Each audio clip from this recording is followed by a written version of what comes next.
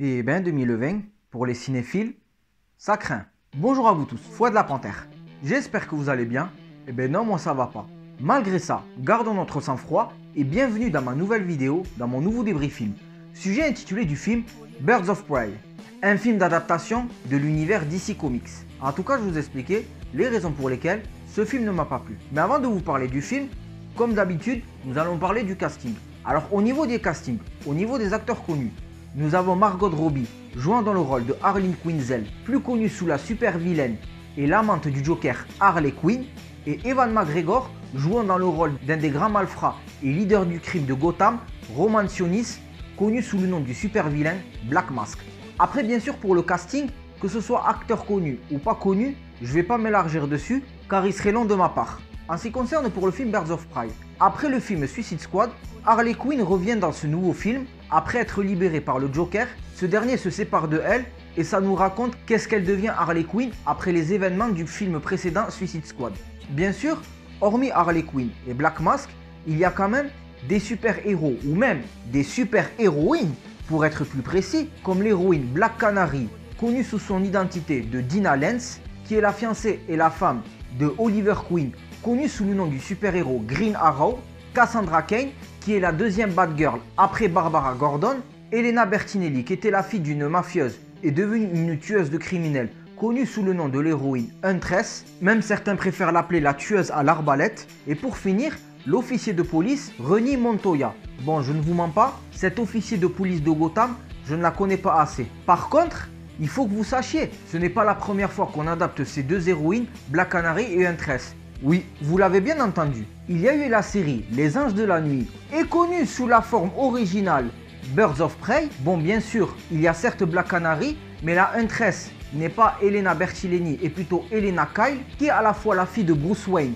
et la fille de Selina Kyle, connue sous son nom héroïque ou super vilaine ou anti-héros Catwoman, et aussi dans Smallville. Et j'ai gardé le meilleur pour la fin, dans la série Arrow, où Huntress qui est Elena Bertinelli et Black Canary qui est Laurel Lance et aussi Dina Drake. Mais dans le comics, elle s'appelle à la fois Laurel Dina Drake Lance. Mais ça, on va en revenir sur une autre vidéo, car sachant que la série Arrow est en train de se terminer, promis, je vous ferai un débrief critique sur la série Arrow et je parlerai justement de ça. Fermons la parenthèse. En ce qui concerne pour le film, il y a à la fois peu de points positifs, mais beaucoup de points négatifs. On va commencer par les points positifs. Au niveau jeu d'acteur, Margot Robbie interprète bien Harley Quinn, que le fait qu'elle soit chagrinée par la séparation entre elle et le Joker, et tandis qu'Ewan McGregor interprète bien Roman Sionis Black Mask d'une façon belliqueuse. Il montre qu'il est un grand chef de la pègre. Il montre qu'en fait, qu'il a le contrôle sur Gotham, que lui et sa famille sont une famille influenceuse et qui influence bien les autorités de Gotham, que ce soit les flics, les juges et tout. Après les scènes d'action, les scènes des effets spéciaux, il y a beaucoup de scènes de rire, beaucoup de scènes de comédie, mais je trouve que quand même, ce n'est pas assez suffisant pour que le film soit une réussite. Maintenant, fin des points positifs et place aux points négatifs. Au niveau des points négatifs, je trouve quand même c'est catastrophique. Parce que c'est vrai que au niveau jeu d'acteur de Margot Robbie et Ewan McGregor, il n'y a rien à dire. Mais par contre, les actrices qui interprètent Black Canary et Huntress n'en valent pas la peine. Ils interprètent très mal leur rôle de super-héroïne. Non seulement c'est des actrices qui sont pas connues, et encore c'est pas ça le souci. Même quand on est acteur débutant et on décroche un premier rôle, on peut réussir du premier coup. Mais tandis que ces deux actrices ne respectent pas le côté héroïne de Black Canary et de Huntress. Ils disent que dans ce film, c'est la chanteuse du club de Roman Sionis, et ensuite en montant en grade, elle devient sa conductrice privée. Mais moi je trouve que quand même, c'est lamentable. Black Canary, sous sa vraie identité, hormis d'être héroïne, elle est aussi une officier de police dans le comics. Et dans la série Arrow, elle est procureure. Et elle est la fille du chef de la police de Quentin Lance. Mais le fait qu'elle était alliée avec Roman Sionis, ça va trop à l'encontre du comics. Tandis que pour Huntress, c'est pareil. Même s'ils ont respecté son histoire, mais pas à 100%. Car Elena Bertinelli, sa famille se fait tuer par des autres membres de la mafia concurrente. Et le fait que quand elle était plus jeune, elle partit en Sicile pour s'entraîner et avoir la détermination de se venger. L'avantage, c'est qu'ils respectent un peu l'histoire, mais c'est pas trop ça. Bah, après, je vais pas trop rentrer dans le détail, encore une fois, ça serait extrêmement long de ma part dans cette vidéo. Après, comme je vous ai dit, le fait qu'elle a la détermination de se venger contre ceux qui ont tué sa famille et contre les têtes du crime, mais au niveau de l'actrice, c'est la même chose. Même, elle n'a même pas le droit à une tenue pendant tout le film.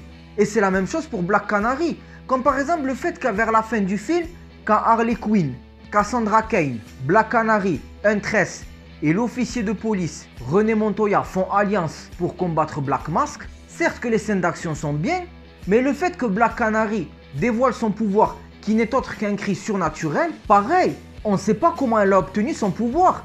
Il raconte pas son histoire. Je constate que même les choses sont faites à la va-vite. Même en ce qui concerne pour le super vilain Black Mask. Même le masque qu'il met, ils expliquent pas les origines du masque. Mais pourtant dans le comics, le masque a une histoire importante. On va creuser un peu plus profond sur l'histoire de Black Mask. Il est le fils d'une riche famille, les Sionis, qui étaient proches de la famille Wayne, mais que les parents de Roman détestaient ce dernier. Après le décès de ses parents, le fait que les Wayne demanda à Roman Sionis, et en particulier Bruce Wayne, lui demanda de racheter sa société, Roman Sionis accepta à contre-cœur, mais le fait qu'il se sentit humilié, il commença à nourrir une rancune féroce à l'égard de Bruce Wayne.